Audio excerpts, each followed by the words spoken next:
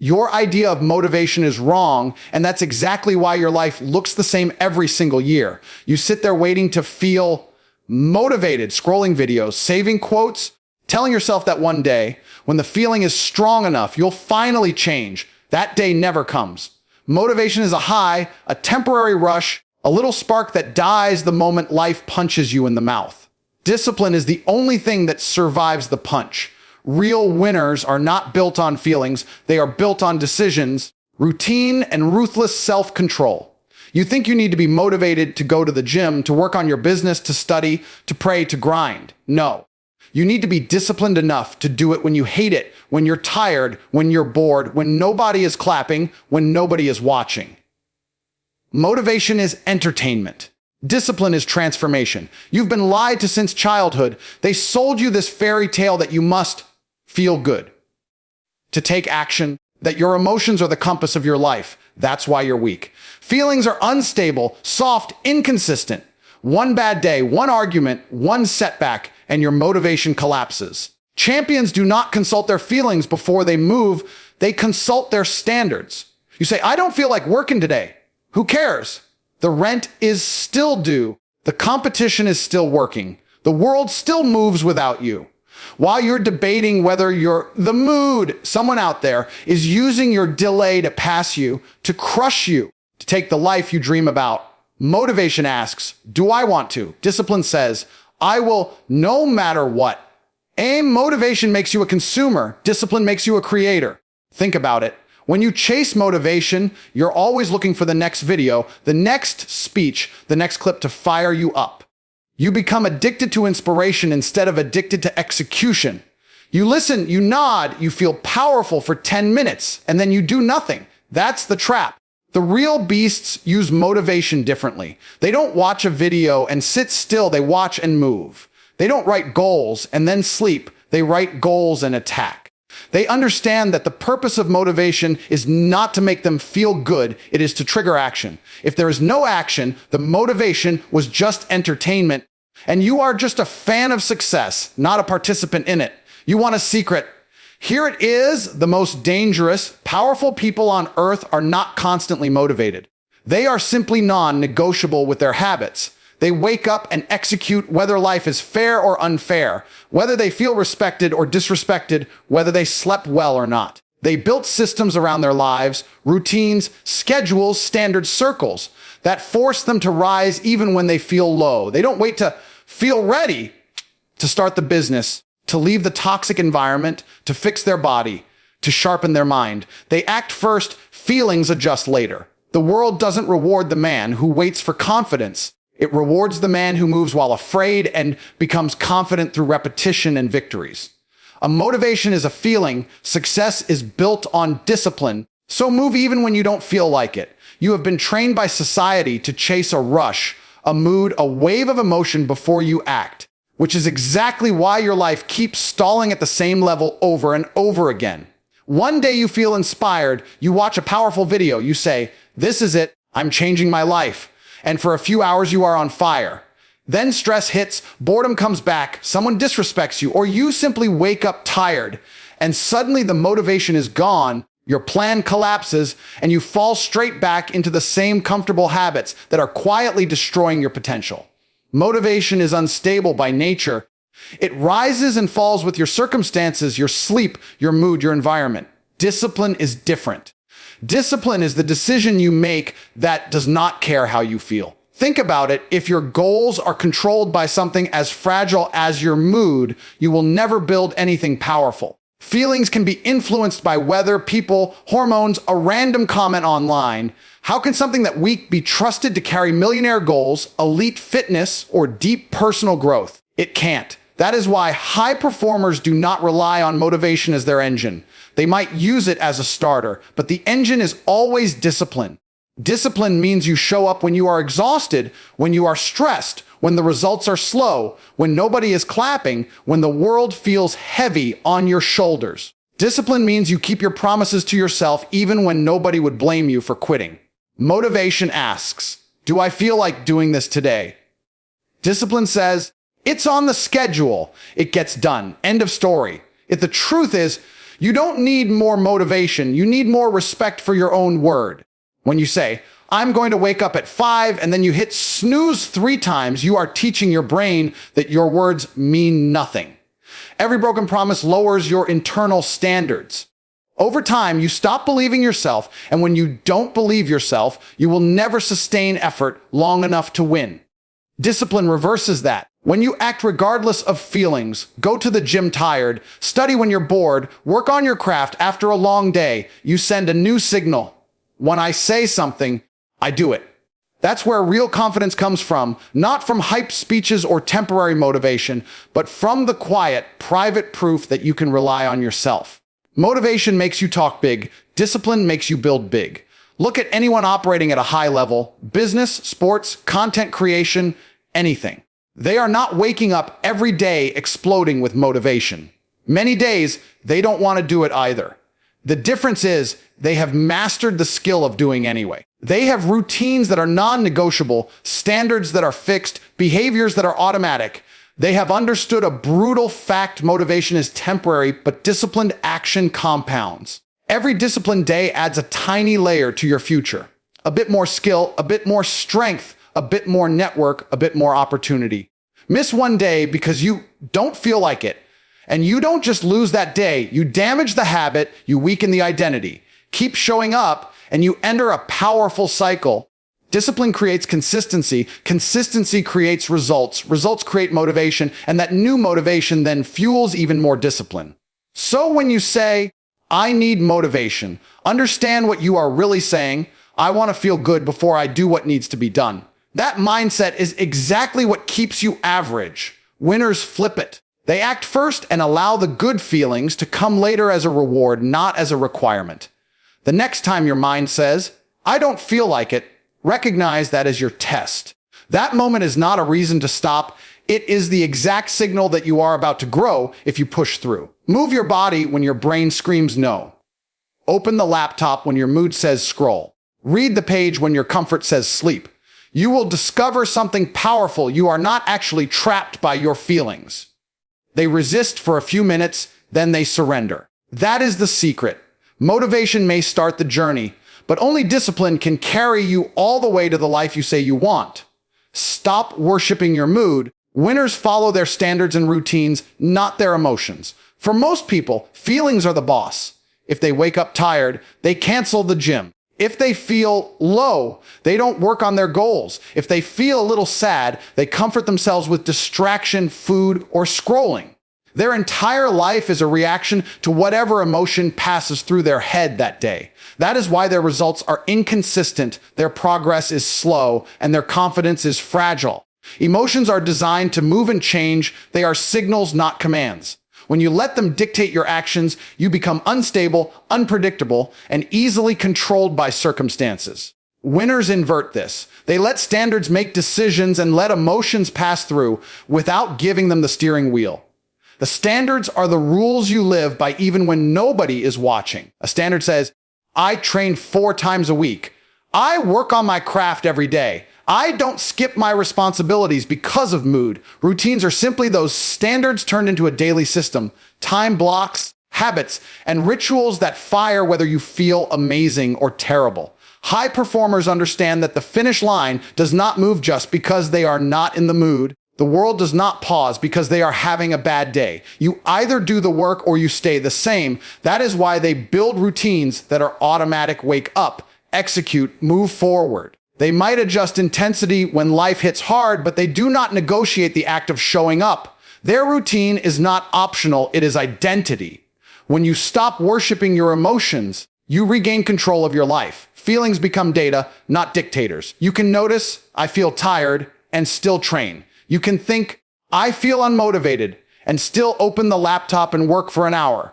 This separation between feeling and action is what creates strength. Over time, every time you choose standards over mood, you are quietly rewriting who you are. You go from, I'm the kind of person who quits when I feel off, to I'm the kind of person who moves regardless. That shift is where real self-respect is born. People will notice your results, not your routines. They will clap for your milestones, not the nights you pushed through exhaustion. But you will know, And that private knowledge that you act by principle, not by emotion, is where unshakable confidence comes from. High performers don't suppress their emotions. They simply refused to make them the decision maker. They feel fear, but they still step into the arena. They feel stress, but they still honor their commitments. They feel doubt, but they still take the shot. They use emotions as fuel, not as offense. When they're angry, they train harder. When they're sad, they channel it into work, growth, prayer, or reflection instead of destruction. This is the difference between living by mood and living by standards. Mood-led people say, I don't feel like it, so I won't. Standard-led people say, I don't feel like it, and I'll still do it, because this is who I am. One mindset keeps you on a roller coaster. The other puts you on a straight road to mastery. If you want to change your life, stop asking, how do I feel right now? And start asking, what does my standard demand right now? Your mood can change 10 times in a day. Your standard should not. Create clear rules for yourself and build routines that protect those rules. Fixed times to work, non-negotiable training blocks, focused periods for learning and building. Expect your emotions to resist. That resistance is proof you are expanding beyond your old limits. Act anyway. With repetition, your brain learns a new truth. Your actions are no longer slaves of emotion. That is the moment you become dangerous, because while everyone else is waiting to feel right before they move, you are moving regardless, and that gap, repeated daily, is exactly where you pull ahead and never look back. Motivation is just a spark, but daily consistent action is the real fire that changes your life. That first burst of inspiration is useful. It wakes you up, shakes your mind, and makes you see that you are capable of more than the lazy version of yourself. But a spark without fuel dies in seconds. This is exactly what happens to most people every January or after any life-changing video they watch. They feel electric for a day or two, start something with intensity, then disappear when the feeling fades. They confuse that initial emotional high with real transformation. Real change doesn't come from how excited you are on day one. It comes from what you do on day 101 when no one is asking, no one is watching, and the excitement is gone.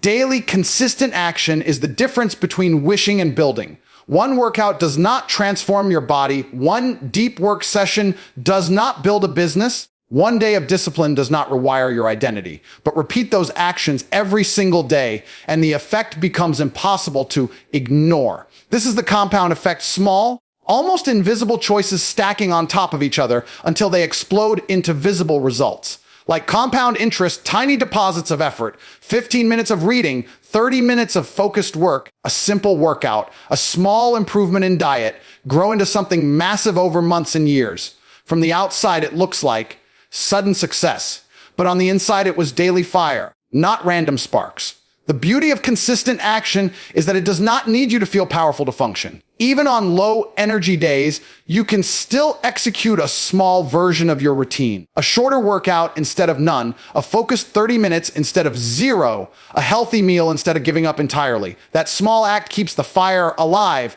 It maintains the habit, protects your momentum, and reminds your mind who is in charge. When you act every day, the process becomes automatic. You no longer think, do I feel like this? But this is just what I do. That shift from occasional effort to identity-based effort is where the real transformation happens. You stop chasing motivation and start embodying discipline. Think of the people you admire: athletes, creators, entrepreneurs, leaders. They are not constantly living in a motivational high. Many days, they are tired, stressed, distracted like everyone else. The difference is they've accepted a simple truth: motivation starts the engine.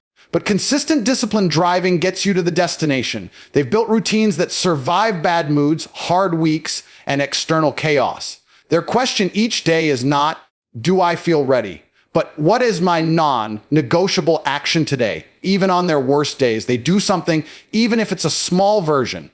And because they keep moving, they keep compounding. Over years, that consistency makes them look superhuman to people who only know how to move when they're excited. If you want your life to truly change, stop waiting for giant flames of motivation and start respecting the quiet power of daily action. Let motivation be the match that lights your intention, but build systems, routines, schedules, standards that keep the fire burning long after the match is burned out. Focus on what you can do today, even if it is small, and repeat that relentlessly.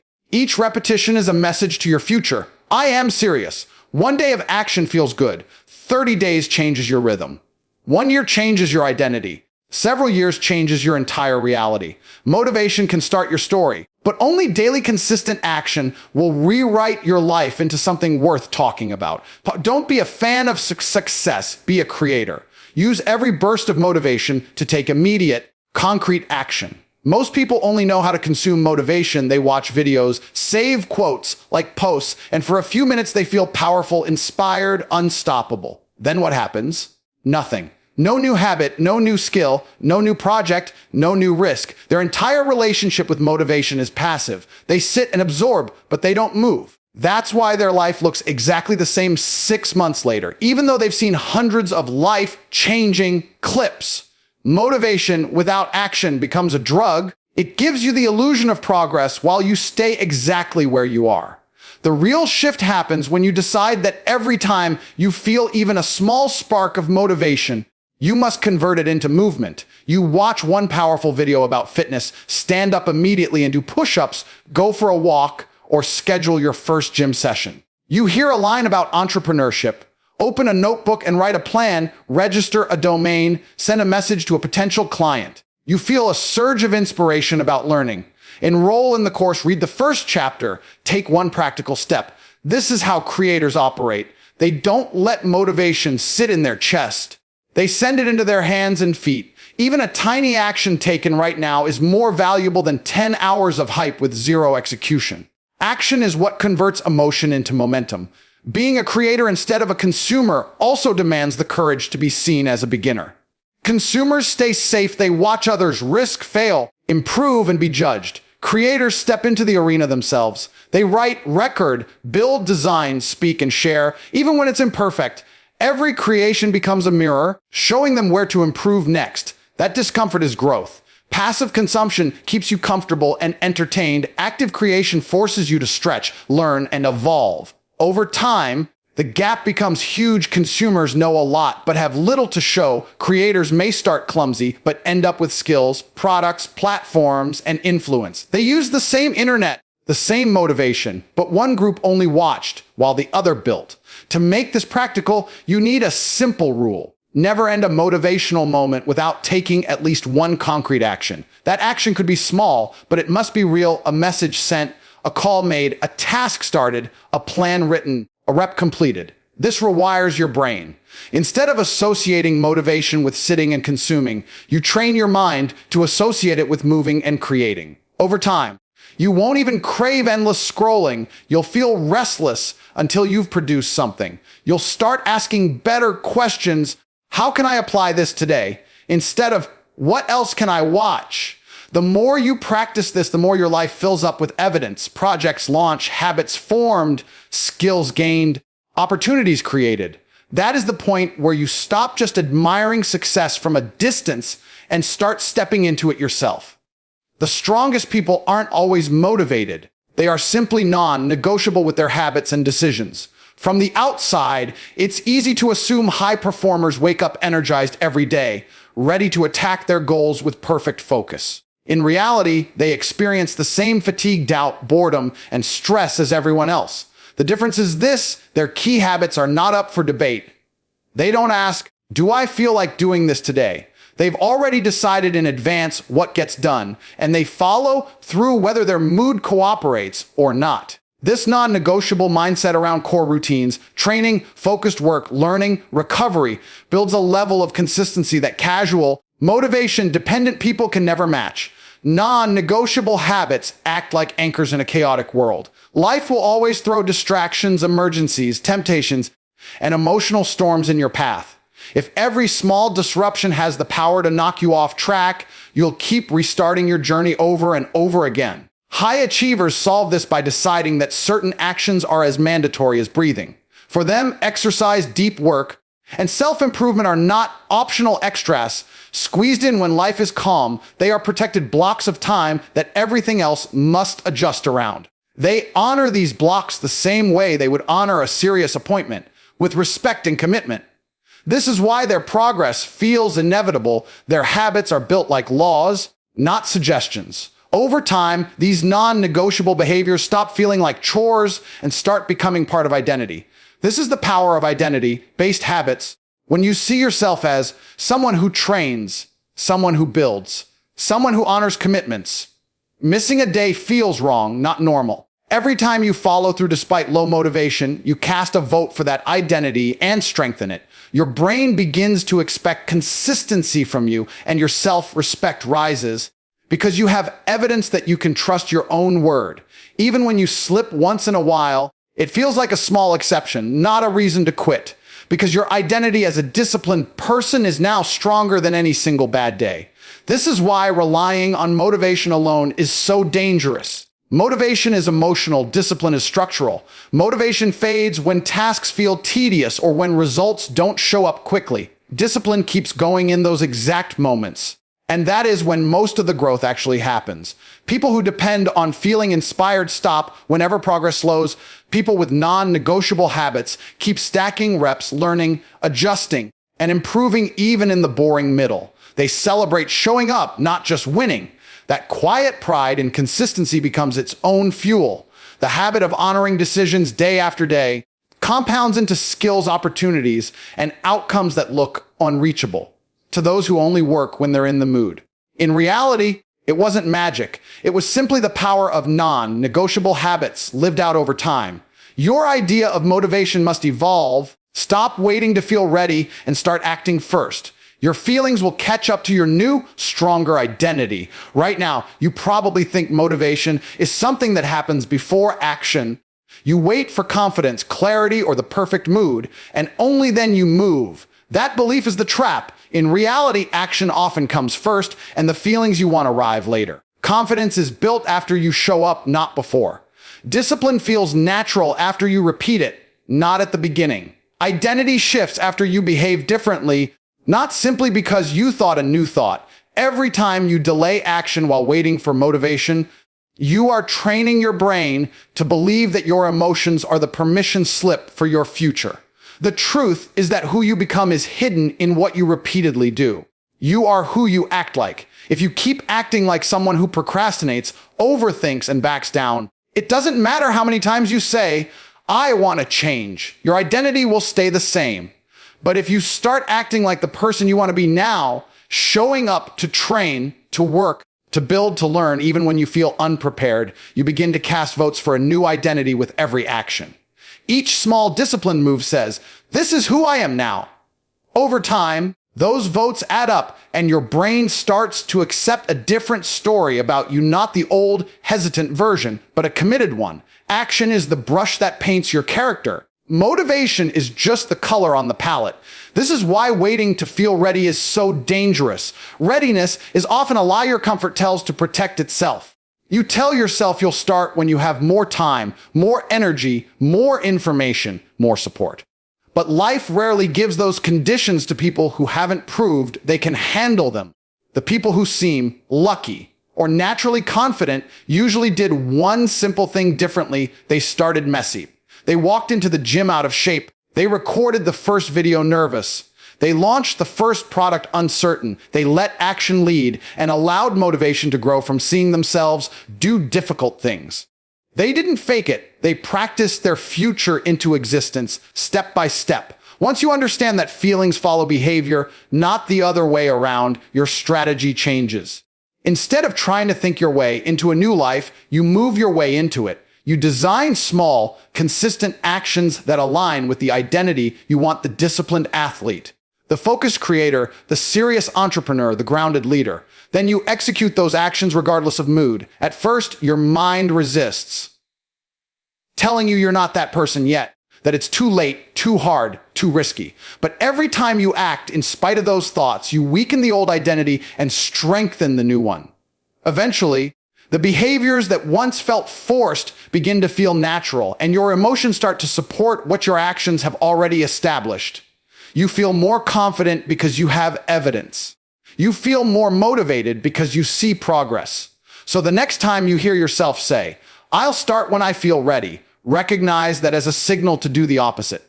Start now with what you have where you are. Take the smallest bold step that aligns with the person you want to become. Send the email, open the book, write the script, go to the workout, film the video. Your first steps don't have to be perfect, they just have to be real. With each repetition, you are voting for your future self and withdrawing power from the past one. Every action is a message to your identity. This is who we are becoming. Act first, let the feelings follow, and you will watch your motivation, confidence, and discipline rise to match the standard your behavior has already set. Your idea of motivation is wrong because you think it's the engine, but it was only ever meant to be a spark. The engine is discipline, obsession, and relentless consistency. Stop waking up and asking, "Do I feel like it?" Start waking up and declaring, "I do it regardless." Stop chasing motivation like a drug and start building a life that doesn't care about your mood. From this moment, promise yourself no more waiting for perfect energy, no more worshiping feelings, no more soft excuses. Use motivation as a trigger, then lock in with discipline until your results are so loud that your old self could never recognize you. That is how you escape weakness, mediocrity, and regret. That is how you become truly dangerous.